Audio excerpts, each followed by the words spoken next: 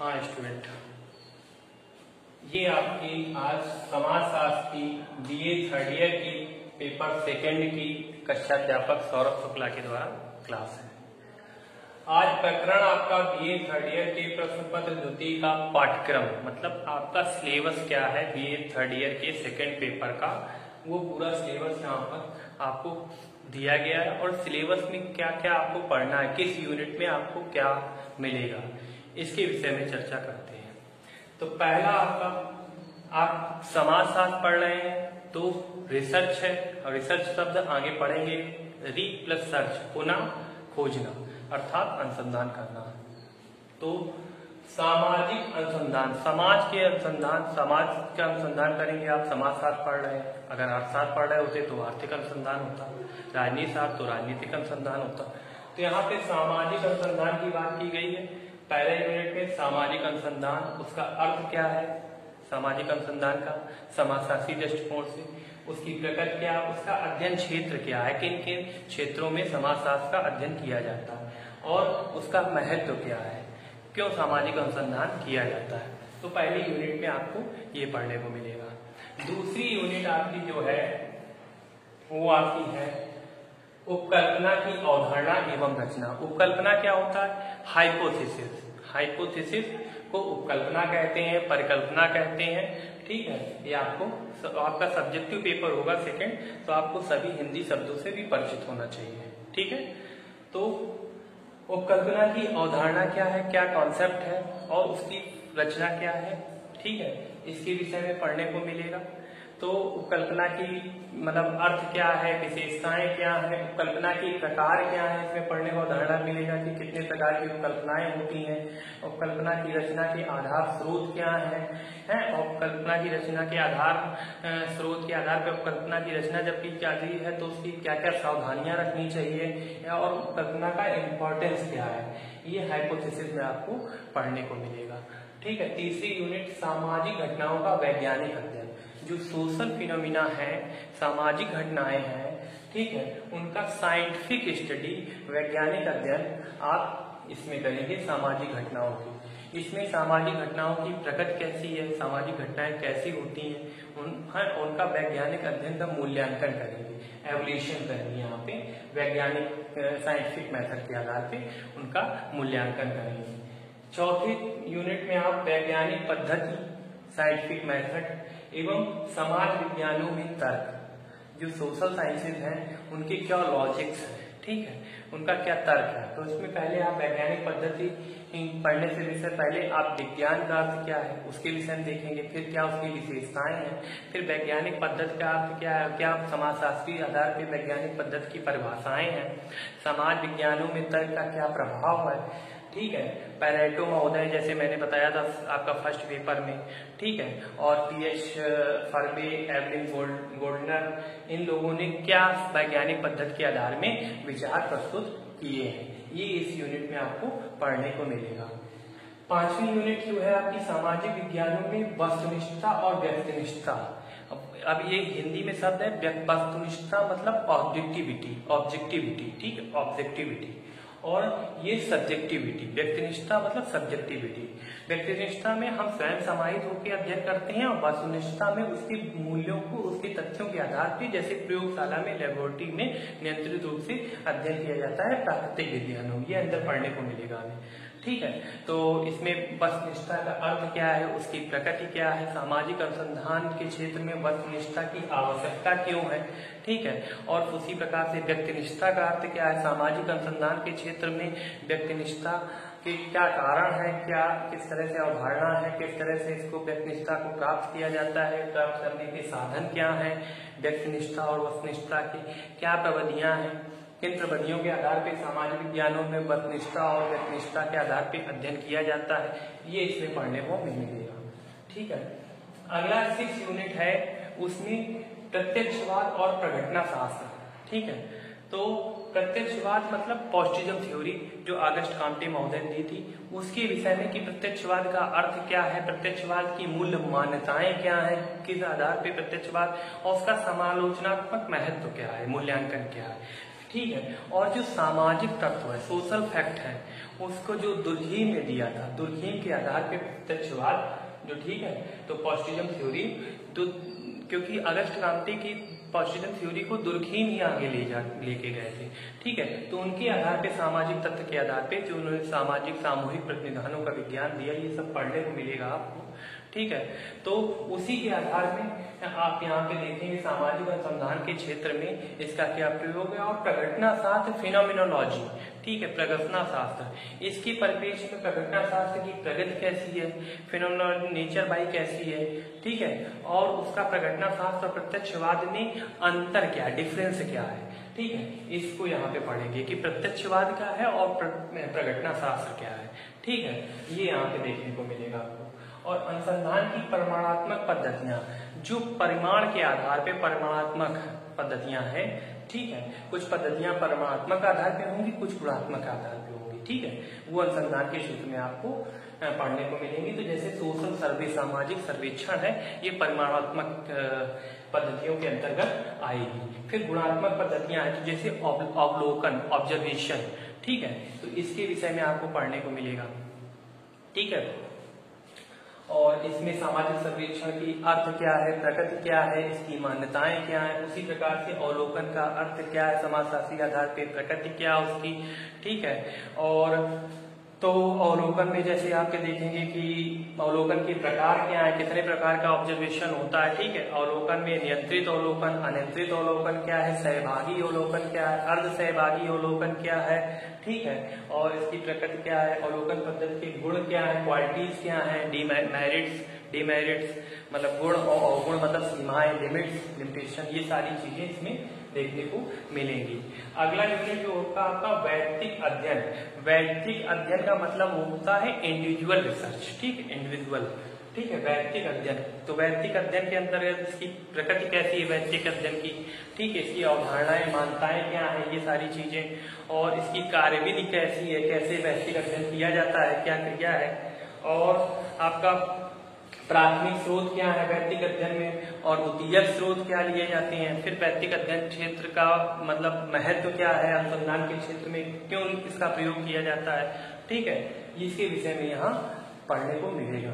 फिर अंतर्वस्तु विश्लेषण, ठीक है, अंतर्वस्तु विश्लेषण विधि के विषय में पढ़ेंगे, इसकी प्रकृति कैसी है, इसका उद्देश्य क्या है, ठीक है, और इसकी उपयोगिता क्या है सामाजिक अनुसंधान के क्षेत्र में, और इसका प्रयोग करने में मुख्य समस्याएं क्या आती हैं हम सामाजिक अनुसंधान के क्षेत्र में जब अंतर्वस्तु विश्लेषण विधि एनालिटिक बेस पे अध्ययन करते हैं, तो उसमें हमें क्या प्रॉब्लम्स आती हैं, इसके विषय में पढ़ने को मिलेगा। फिर अनुसंधान के प्रकार क्या है, ठीक है, रिसर्च कितने टाइप्स में है, तो विशुद्ध रूप में, प्योर साइंस के रूप में, ठीक है, व्यवहारिक रूप में, अप्लाइड रूप में, ठीक, ऐतिहासिक केस स्टडी के रूप में आप देखेंगे, और अनुभविक एम्पिरिकल मेथड के आधार पे अनुभविक दृष्टिकोण से अनुसंधान।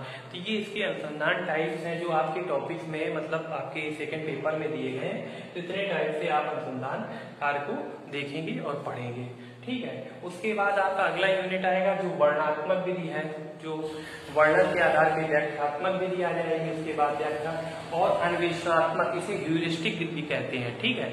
तो नीला मिश्राम ने इसको दिया था, ह्यूरिस्टिक अन्वेषणात्मक विधि को प्रयोग करेंगे, और एक्सपेरिमेंटल अनुसंधान मतलब प्रयोगात्मक अनुसंधान के विषय में आपको पढ़ने को मिलेगा कि प्रयोगात्मक अनुसंधान का अर्थ क्या है, इसकी प्रकृति क्या है, किस प्रकार से करते हैं, ठीक है, ये आपको यहाँ पे देखने को मिलेगा। उसके बाद आप जो 13 यूनिट है आपकी, उसमें तथ्य का संकलन की प्रविधियां, मतलब जो तथ्यों का, फैक्ट का, डाटा का कलेक्शन कैसे करते हैं, किन किन टेक्निक्स के आधार पे हम डाटा कलेक्शन करते हैं, क्योंकि अनुसंधान के क्षेत्र में डाटा के आधार पे और कल्पना का आप निर्माण करेंगे तो फिर डाटा कलेक्शन करेंगे ना।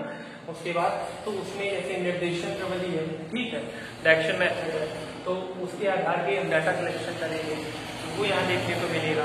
फिर अगले क्रम में आपका अगली यूनिट होगी प्रश्नावली, मतलब क्वेश्चनायर मेथड, ठीक है, और फिर रेटिंग मेथड, अनुसूची, तो अनुसूची यहाँ पे पढ़ने को मिलेगी। अनुसूची की क्या है, मतलब क्या होती है, कितने प्रकार की होती है, अनुसूची के उदाहरण क्या है, अनुसूची का प्रयोग विधि क्या है, किस प्रकार से सामाजिक अनुसंधान में अनुसूची का प्रयोग करते हैं। इसी प्रकार से प्रश्नावली में देखेंगे कि प्रश्नावली की विशेषताएं क्या है, कितने प्रकार की प्रश्नावली होती है, क्वेश्चनर मेथड, ठीक है, और उसका अनुसंधान में प्रयोग कैसे करते हैं, क्रियाविद देखेंगे।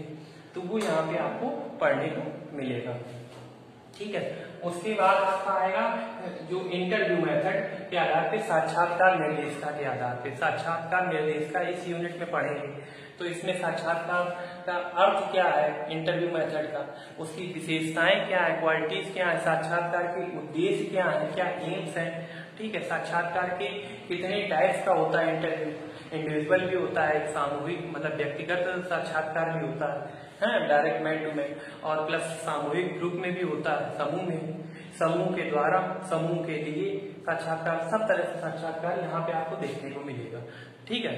उसके बाद अगले यूनिट में आप पढ़ेंगे तो प्राथमिक एवं द्वितीयक तथ्य, जो प्राइमरी फैक्ट्स हैं जो आपको किताबों के द्वारा, और द्वितीयक जो आप प्राप्त करेंगे जाके, ठीक है। तो उनके आधार पे आप संकलन स्रोत की प्राइमरी फैक्ट जो है, जो प्राथमिक तथ्य और द्वितीयक तथ्य है, उनके संकलन के स्रोत क्या है। तो तथ्य के पहले तथ्य का संकलन का अर्थ समझेंगे कि फैक्ट्स जो कलेक्शन है उसका मीनिंग क्या है, ठीक है, और प्राथमिक और द्वितीयक तथ्यों के स्रोत क्या है। और इसमें जैसे द्वितीयक तथ्य अथवा प्रलेखी मेथड, डॉक्यूमेंट्री मेथड, ठीक है, प्रलेखी विधि को डॉक्यूमेंट्री मेथड कहते हैं। और भारत में सरकारी आंकड़ों के स्रोत क्या है, तथ्यों के संकलन का महत्व क्या है, ये सब यहाँ पे आपको पढ़ने को मिलेगा। उसके बाद आ जाएगा क्लासिफिकेशन ऑफ फैक्ट्स, मतलब डाटा, तो डाटा का वर्गीकरण आप करेंगे, बिल्कुल रिसर्च इसी प्रकार से आपकी चलेगी, ठीक है, यूनिट्स में। और इसी प्रकार से अनुसंधान कार्य होता है इन्हीं चरणों में। अगर जब अनुसंधान कार्य चरण लिखने को तो आपको अगर अपना सिलेबस भी याद है तो पहला क्वेश्चन तो आप यहीं से लिख सकते हैं, ठीक है। तो तथ्यों का वर्गीकरण यहाँ पे पढ़ने को मिलेगा, ठीक है, क्लासिफिकेशन। उसके बाद उसका प्रेजेंटेशन, प्रस्तुतिकरण पढ़ने को मिलेगा। फिर आपको संकेतन, फिर संकेत देते हैं आप, ठीक है, उसको सिंबल्स, और उसके बाद प्रतीक के द्वारा, और सारणियन टेबुलेशन करते हैं, ठीक है, और उसके बाद उसका एनालिसिस, विश्लेषण करते हैं, उसको विश्लेषित करते हैं, ठीक है। उसके बाद संश्लेषण कर दिया जाता है, ठीक है। और अगली यूनिट आपकी होगी 19वें में, आप पढ़ेंगे आंकड़ों का बिंदुरेखी प्रदर्शन। जो आपने डाटा कलेक्शन किया था उसका आपको बिंदुवार रेखी प्रदर्शन करना, ठीक है। ये आपने सारी प्रक्रिया ऊपर कर ली कि आपने डाटा जो है आपने उसका क्लासिफिकेशन कर लिया, उसका प्रेजेंटेशन आप जो करेंगे, प्रस्तुतिकरण, वो संकेतन के क्रम के आधार पे, अर्थात सिंबल के आधार पे, ठीक है, संकेतिक प्रक्रिया के आधार पे, और टेबुलेशन के आधार पर उसके बाद उसका एनालिसिस करेंगे, ठीक है। वही यहाँ पे आंकड़ों का बिंदुरेखी प्रदर्शन करेंगे। फिर ठीक है, कुछ यहाँ एक नया टॉपिक हल्का सा, क्योंकि स्टैटिक्स दिया जाती है, कुछ बच्चे जैसे जिन्होंने 10th स्तर तक मैथ पढ़ी है और कुछ साइंस स्ट्रीम के हैं बच्चे रहे हैं, तो यहाँ पे आपको जो अनुसंधान के क्षेत्र में माध्य, माध्यिका और बहुलक, ठीक है, बहुलांक क्या है, तो इसके विषय में पढ़ने को मिलेगा, ठीक है, कि माध्य कैसे निकालते हैं, माध्यिका कैसे निकालते हैं, बहुलक कैसे निकालते हैं, डाटा एनालिसिस में, डाटा में देखते हैं, ठीक है। तो केंद्रीय प्रवृत्त की माप के विषय में यहाँ पढ़ने को मिलेगा। और इसी के क्रम में आपका जब लास्ट शिफ्ट में होगा तो आप मानक विचलन, अपकिरण, ठीक है, मानक विचलन में देखेंगे कि अपकरण का अर्थ क्या है, कि अपकिरण क्या है, ठीक है, और डिस्प्लेसमेंट एंड स्टैंडर्ड डाइवर्जेंस। तो इसको आप देखेंगे कि इसमें विस्तार और परास देखा जाता है, विस्तार और इसमें परास निकाला जाता है। और माध्य विचलन जो है उसका, माध्य का मतलब जो मानक विचलन है उसका अर्थ क्या है, और मानक विचलन के अर्थ के बाद उसके प्रकार क्या है, किन श्रेणियों में मानक विचलन की गणना की जाती है, ठीक है। तो ये इस प्रकार से आपका पूरा सिलेबस रहेगा कि पहले आप सबसे पहले सामाजिक अनुसंधान का अर्थ, उसका अध्ययन क्षेत्र, उसका महत्व देखेंगे, फिर आप हाइपोथेसिस, उपकल्पना के विषय में पढ़ेंगे, उसकी अवधारणा और रचना, उसके बाद सामाजिक घटनाओं का साइंटिफिक मेथड से अध्ययन करना, उसके बाद वैज्ञानिक पद्धति क्या होती है, साइंटिफिक मेथड क्या होता है, और उसका समाज विज्ञानों में तर्क क्या लॉजिक है, सोशल साइंसेज में। फिर उसके बाद आपको इसमें ऑब्जेक्टिविटी, सब्जेक्टिविटी मेथड के विषय में पढ़ना है, सोशल साइंस में क्या सामाजिक अनुसंधान के क्षेत्र में प्रयोग है। उसके बाद पॉजिटिविज्म थ्योरी और जो प्रत्यक्षवाद है और प्रघटना शास्त्र है उसके विषय में पढ़ना है और दोनों में अंतर क्या है, ठीक है क्या समझ। उसके बाद आपको सामाजिक सर्वेक्षण जो आपकी परमाणात्मक विधियां हैं, ठीक है, उसके विषय में पढ़ना है। फिर गुणात्मक प्रविधियां क्या है, तो गुणात्मक प्रविधि में आपको अवलोकन के विषय में पढ़ना है, ठीक है, और वैयक्तिक अध्ययन आपको पढ़ना है, इंडिविजुअल मेथड, और अंतर्वस्त्र विश्लेषण इसके विषय में। फिर अनुसंधान के प्रकार क्या है, कितने टाइप का अनुसंधान होता है, तो उसमें विशुद्ध, व्यवहारिक, ऐतिहासिक, अनुभविक, ये अनुसंधान के विषय में पढ़ेंगे। फिर तथ्य का संकलन की प्रविधियां क्या है, तो निर्देशन प्रवृत्ति। फिर प्रश्नावली के विषय में पढ़ेंगे, अनुसूची के विषय में, ये अनुसूची, रेटिंग स्केल, क्वेश्चनर मेथड ये क्या है, और फिर साक्षात्कार इंटरव्यू मेथड, ये कितने टाइप का होता है, इंटरव्यू क्या होता है, ठीक, इसके निर्देशिका के विषय में इसमें देखेंगे। और फिर प्राथमिक और द्वितीय जो स्रोत है, प्रलेखी विधि, द्वितीय स्रोत में जैसे डॉक्यूमेंट्री मेथड, और प्राइमरी स्रोत जो डायरेक्ट हम जाते हैं तो रिसर्च करते हैं, डाटा स्वयं कलेक्ट करते हैं, ठीक है, तो उसमें हम देखेंगे उसके संकलन के स्रोत के विषय में, और तथ्यों का वर्गीकरण एवं प्रस्तुतिकरण, तथ्यों का जो डाटा है उसका क्लासिफिकेशन, उसका प्रेजेंटेशन आप संकेतक सिंबल के माध्यम से, और उसका टेबुलेशन करना होगा। टेबुलेशन के बाद एनालिसिस करेंगे, विश्लेषण करेंगे, और उसके बाद 19 पॉइंट में आप आंकड़ों का बिंदुरेखी जो है उसके आधार पे आप प्रदर्शन करेंगे, ठीक है, यहाँ पे देखेंगे। और फिर उसके बाद आपको पढ़ना है जब लास्ट में, इधर सेकंड लास्ट में, तो केंद्रीय प्रवृत्ति की माध्य में, केंद्रीय प्रवृत्ति की माप में माध्य, माध्यिका और बहुलांक के विषय में हमें पढ़ना है कि कैसे ये निकाले जाते हैं, ठीक है, क्या इनका अर्थ है, किस प्रकार से इनका प्रयोग होता है सामाजिक अनुसंधान के क्षेत्र में, ठीक है। और लास्ट में आपका अपकिरण और मानक विचलन, ठीक है, इसके विषय में पढ़ेंगे, ठीक। अगली क्लास में अगले पेपर का सिलेबस देखेंगे, ठीक, ओके, थैंक यू।